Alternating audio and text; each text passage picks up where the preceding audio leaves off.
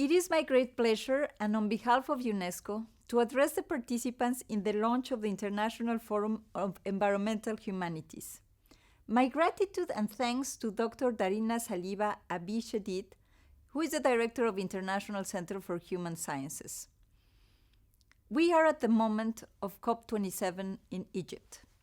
We are at the moment where we are realizing that we have not done the efforts that are necessary to allow humanity to go for a path of 1.5 or even 2% Celsius degrees.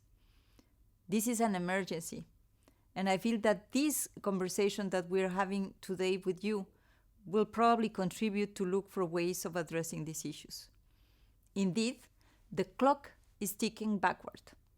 We have fewer than 8 years to reach the SDGs, but slow debates and broken promises about climate change leave us vulnerable to shocks such as the pandemics.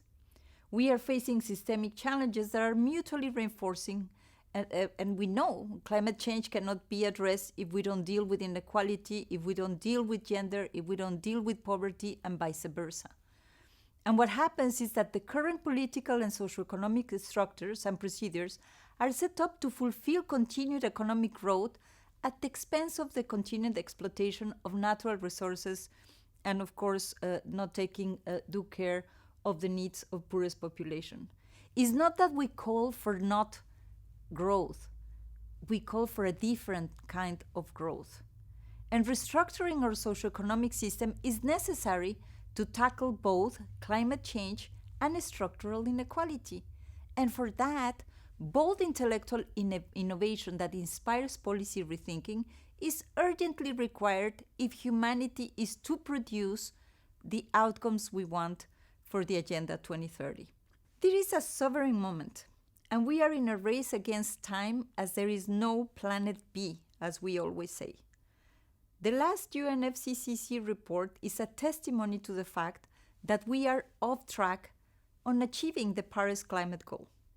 What is more, with the decrease of emissions during the pandemic and the decrease of emissions for so many other reasons, we are now experiencing again a growth of the kind of emissions that are really putting our planet at peril.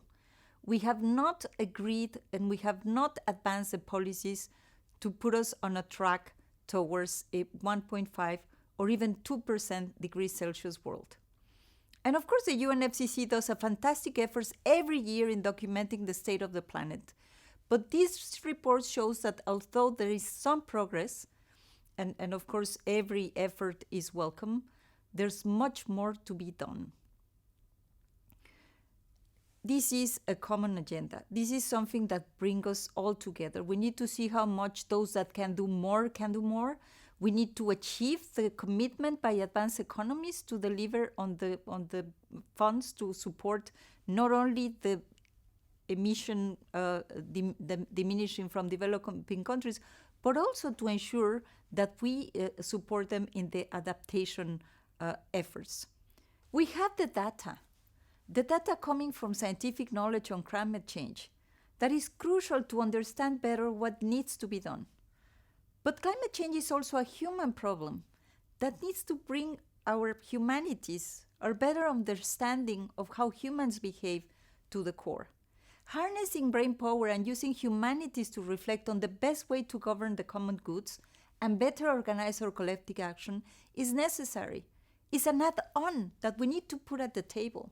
Humanities can help to bolster science by bridging creative studies to make the planetary upheavals of climate change imaginable and envisioning for people.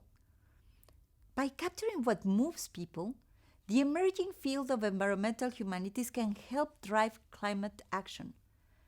Humanists and their intangible tools are also crucial for solving problems based on knowledge that is cross-issue about climate change and the related aspects of the ethical principles. Environmental humanities have a huge role to play in enabling strategies for action and social transformation. And this vision, which is aligned with the objectives and action of UNESCO, resulted in the formal incorporation of bridges into the Management of Social Transformation Program of UNESCO in 2021. We call it the MOST. Member states were all supportive of Hub Bridges as part of MOST effort. And since then, we have been collaborating to consolidate the network, and we're happy today to be part of the important launch of this international platform that will enable academic, researchers, managers, and different stakeholders, students, to share their insights with global experts. And in fact, complex problems with no clear answers, such as those we are facing with the climate crisis, require us to integrate knowledge from several different sources in order to truly understand the dynamics of the problem. We need to move away from silos. Academic researchers, managers, students alone cannot truly understand the complexity of the problem if we just have these different pieces of the puzzle without bringing the common narrative that would be helped by humanities. And of course, this goes hand in hand with our belief on the need to restructure of our global environmental governance systems to make them more inclusive and to bring the voices of many, many people that can contribute to them. UNESCO is committed to work with our partners in Bridges and with all individuals and institutions that are engaged in creating new opportunities to deliver better on this agenda. We want to create a transdisciplinary tradition, holistic solutions to climate change, understanding biodiversity and socio-ecological issues in a much more deeper way to contribute to the SDGs. The challenge is immense because the domain of humanities has been close to absent from major knowledge assessment for sustainability, climate and biodiversity to date, and consequently, a deep reservoir of human wisdom, understanding, and ingenuity is not really contributed as it should. My dear colleague Steve Harman has called our attention to the fact that the term humanities appeared only 3 times out of more than 500,000 words in text in the 5 most comprehensive reports published in 2019 concerning the world's progress towards achieving the goals and targets of sustainable development. But this is not only about domains of knowledge, like the arts, anthropological sciences, indigenous knowledge systems that are not finding a place in the global dialogue on the environmental issues should also be considered. It is also about the negative social impact resulting from ignoring or misusing capacities for applying knowledge in action to help achieve these sustainable solutions we all want. The fact that we have not been able to bring these communities and knowledge resources in a more systematic way, it's at our own peril, because at the end, understanding how do we advance the SDGs during the coming decades will require us to have all hands on deck, including the insights of humanities. Diversity in finding solutions to our challenges is often promoted as an ethical mandate, but we believe that there are real-world payoffs for being inclusive in problem solving, as people hold diverse knowledge and they approach problems from different perspectives and ultimately have better chances of success. We all know how much indigenous communities have a much more workable, sustainable way of dealing with the environment. We need to learn from them.